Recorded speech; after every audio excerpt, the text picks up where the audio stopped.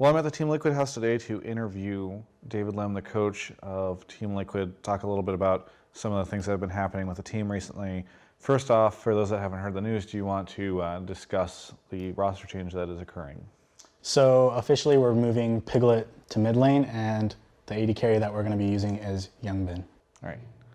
Now this is crazy to me because you took an AD carry and put him in mid lane, and you took a mid laner and put him in the AD carry role. I would love it if you could sort of break down what really is going on here. So these aren't like concrete things that will be a fail-safe to make sure that it works for sure, but Piglet actually started off his career as a mid laner on a challenger team, and Youngbin was was a high elo challenger player for 3 years as an AD carry. He played up to early season 3 as an AD carry under Sagaleo, and he played in a couple of challenger teams like Gopher Laws.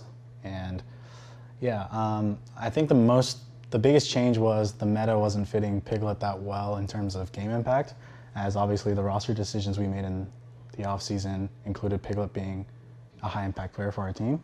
So mid lane is extremely crucial in the meta right now with control AD carries. So we decided that Piglet's strengths in skirmishing and team fighting, and he's still a really good laner, can still apply to mid lane and impact the game just a little bit more. Why not just try it out with the mid laner in the mid lane position, AD carry and AD carry position? Because you're kind of combining two different things all at once, right? You're not only bringing in a new player to the team, but now you're also including a position change as well. So I think the fans have to understand that right now we're in the middle of the season, so most of the free agents available that the LCS teams would want are already signed, and the pool that we can grab out of in solo queue when we have the most important games coming up to make sure that we get the highest placing possible is a huge risk. So we obviously had a week of IAM to test out AD carries and try them out, and we had a lot of success with Youngbin, so that's why we feel confident in going with this change. Okay. But why not, did you try out Youngbin in the mid lane position and Piglet in the AD carry position at all? Or was it just truly you knew like you did not want to have Piglet in the AD carry anymore? We felt like Piglet would have the most impact mid, and that out of the mid laners available, it would be easier to plug and play an AD carry right now. Even though I'm not saying AD carry is easy just because it's control AD carries, there's still a lot of nuances to the game. It's just we felt that mid is so influential that we wanted our strongest possible player in the mid lane. Yeah. Why, or how did Piglet take all this stuff? So obviously we've talked about this to Piglet before we executed anything. If Piglet doesn't want to play mid, we're not going to force him to play mid. He said that he wanted to try it, that he'd be willing to see it in scrims, and he'd be willing to see how hard he works to make sure that it works. And we tried it, and we had good results with it, so we decided to go through with it. All right.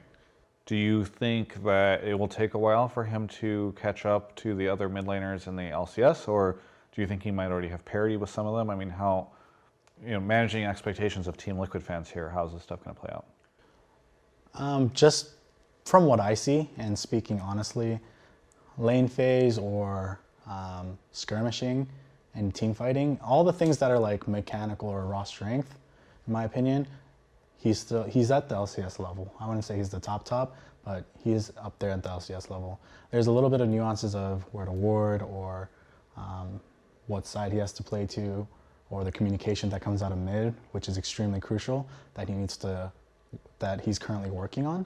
But everything else, I feel like he's up to par and will show that. With Youngbin, this was a player who formerly had played with TL on TLA, correct? Mm-hmm. And he was previous, and I guess right now, or maybe this just ended, a player at UCI. What was the decision to bring him out? I mean, you just tried out a bunch of different people, and that was how that worked? So we were trying out people from solo queue, high elo players that played AD carry. And then we also were trying out potential role swaps because out of the AD carries available, just having LCS or Challenger experience and knowing the team game, rather than having to teach it when every single week you have to progress at the same slope that the other LCS teams are progressing, wasn't something that was ideal. So we considered role swaps really highly, especially if they had a lot of LCS experience, or 1 or 2 AD carries. But with Youngbin's game knowledge and his ability to still play AD carry, we felt like he was the clear-cut choice out of the other candidates. Do you feel like this change addresses Team Liquid's major problems, or are there others as well? So with any change, there's going to be some problems that get masked, but other problems will arise for sure. And we, as management and coaching staff, did like basically a cost-benefit analysis on what problems being masked would help the team win more, and we felt like this was a better option for our team to win more as of right now. Besides the roster change, are there other changes that are being made within Team Liquid to help this out? I'm not even necessarily talking about a position change or any of the coaching staff or anything like that, but are you changing your approach to practice? Are you handling interpersonal conflicts differently? I'm sure that there's other issues, so I'm just kind of curious. So right now, obviously, we have a new player, so a lot of the communication systems have to be rebuilt or tweaked with a new player. Youngbin talks more than Piglet did in mid, and then Piglet needs to talk more than Grayson did, which he currently is working on. So right now, we're going really hard on communication systems and making sure that every player knows what their teammates are doing. And with that, a lot of our scrims have been very communication-based, having a plan, executing the plan. So practice has been more systematic because we've locked down our roster and we have 3 more days left until we play in LCS. Do you think it's fair to target golden glue as the main issue here? Because it does seem like so much of the problem you guys are trying to address is the mid lane. And so do you truly feel like it was the mid lane that was what was holding Team Liquid back from success? I think the problems with Grayson were that he, on the champions that he was good at and in the style that he was good at, he was extremely proficient in. And when that style is kind of masked or you have to pick a certain champion to fit the comp better, he wasn't as experienced or as comfortable on some of the champions at the top level. And that did lead to some disarray in our games. So I think making sure that we have a strong core in our mid-jungle duo and making sure that this new change works out better is going to be the focus for our team. Let's talk about new expectations. Obviously this is like a mid-split reset. What are the expectations for where the team is going to finish? Like what are your levels of hopes for the second half of the split? I know there are fans that are saying like we went 7-2 in spring split last year, or we did a lot better in the second half of the split even last spring. I think the expectation should be, I know this is an answer that people don't want to hear, but we need to see week 1 first. We need to see Immortals Echo Fox, which is what we're playing next week, and then we can tweak from there and see what our expectations will be.